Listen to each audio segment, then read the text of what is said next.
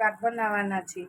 એના માટે આપણે શેકીને માંડવીને ભૂકો લીધો છે અને આ ખાંડની ચાસણી કરી છે। આની અંદર જો આપણે એક તારની ચાસણી લેવાની, પછી અંદર નાખી દેવાની,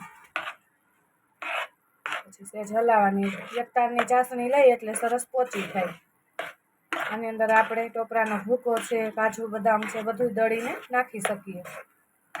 જો હલાવીને લઈ લેવાનું। જો આવી રીતે તૈયાર થઈ જાય। આવો થાય પછી આને આપણે એક ડીશમાં તેલ નાખી અને ઢાળી દેશું। જો આને આપણે પેલા હલાવીશું।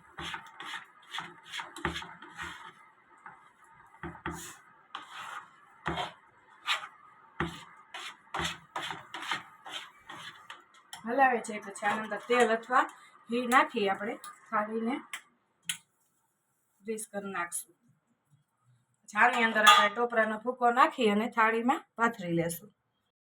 જો આની અંદર આપણે ટોપરાનો ભૂકો નાખ્યો, પછી પાછું સહેજ હલાવી લેવાનું, ગરમ ગેસ રાખીને થોડોક ધીમો।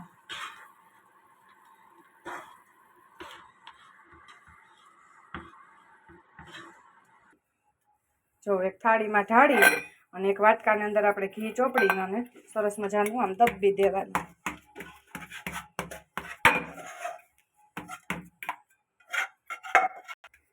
જો આવી રીતે એક વાટકાથી આપણે લીસી કરી નાખવાની, પછી ચેક્સ પાડીને ઢેફલી પાડવાની।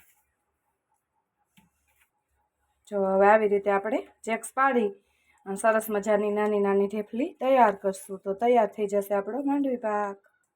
જો આવી રીતે ચેક્સ પાડી અને આપણે 2 થી 3 મિનિટ માટે ઠરવા દેવાની, પછી આપણે ઢેફલીને સરસ મજાની લઈ અને સ્ટોર કરી દેવાની। જો ગાઈસ આવી રીતે આપણે ચેક્સ પાડી લીધા છે।